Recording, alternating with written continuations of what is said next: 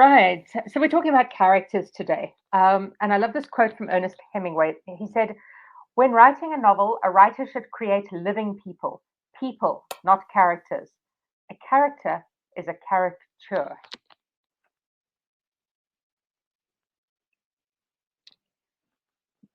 Right. As I say, we're going to start with a little bit of theory before we get into the writing exercise. And I know that this is probably very basic, and most of you will know this already, but treat it like a bit of a refresher. So there are effectively four types of characters that you'll have in your book. You'll have the protagonist, main character. You may even have two or even three protagonists. I usually wouldn't recommend more than that because too many POV characters, point of view characters, can sort of muddy the waters and make it hard for readers to really connect with the characters.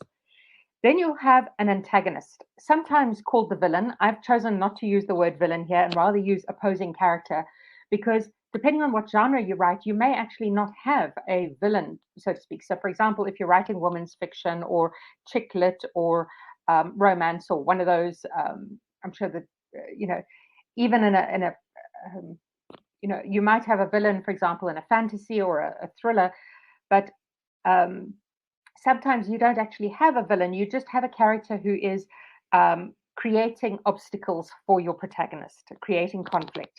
So I prefer the term opposing character. Then you'll have secondary characters. These are the background characters to, and I'll talk much more about secondary characters later on. And then you get what I use a film industry term for them, walk-ons. These are basically like the extras. They're the people who don't have lines. They just flit around in the background. The waiter that serves your characters in a restaurant. Occasionally, you might want to give these characters a name if you want to show that your character, for example, is a regular in the coffee shop and knows the barista by name. But usually you try to avoid naming these characters because it can suggest to the reader that they're a bit more important than maybe they really are, and they might expect them to be a repeat character at other points in time. You might also want to name your background, your very minor characters, if you are writing a story that is very strongly set in for example, in a small town. Maybe you're writing a cozy mystery and you want to give that whole sense of community beyond your main characters. However, if you were writing the equivalent of let's say a Bourne Identity for today, you're not going to name all those minor characters because it can get very confusing for the reader to keep up with all of them. Okay, I want to talk today about archetypes and stereotypes. I've become a big fan recently of creating characters based on archetypes. What is an archetype? It's a universal symbol. It's a typical character that represents a universal pattern of human nature. So, for example, the orphan, the bad boy, the mentor, the girl next door, the free spirit, the grande dame, the jester. There's a whole lot more than that. I'm just using these as examples because I'm sure you can all immediately imagine them. The orphan would be, the Harry Potter, the Luke Skywalker. What I want you to notice about an archetype is that even though it seems like you're pigeonholing the character, it's actually more a way of thinking, a way of being. It's the girl next door might tell you that she is quite wholesome. She's probably not covered in tattoos. She probably has a certain family background. The grande dame, you're going to assume somebody who has a position of importance in society. She's probably lived a bit of life and got a bit of worldly experience behind her. She's probably a fairly wealthy woman in the community that you're creating. So it gives you elements of character to use without creating without pigeonholing your character into a certain type.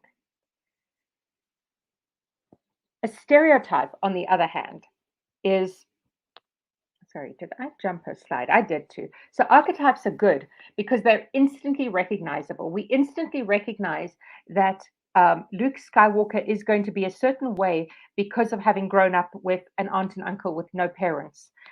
We understand that Harry Potter has certain issues in his life that he needs to deal with because he grew up an orphan. So they're not only instantly recognizable, it's almost like a shorthand for readers to understand. We understand the Grande Dame. We don't need to have her whole backstory. We just understand from the kind of person she is, the way she is, the way she relates to the other characters. We don't need a whole lot of explanation of who this character is, because we immediately pick up and recognize these archetypes. And they really are universal. They're pretty much cross cultures in many ways. And they resonate with readers. Readers automatically recognize these character types.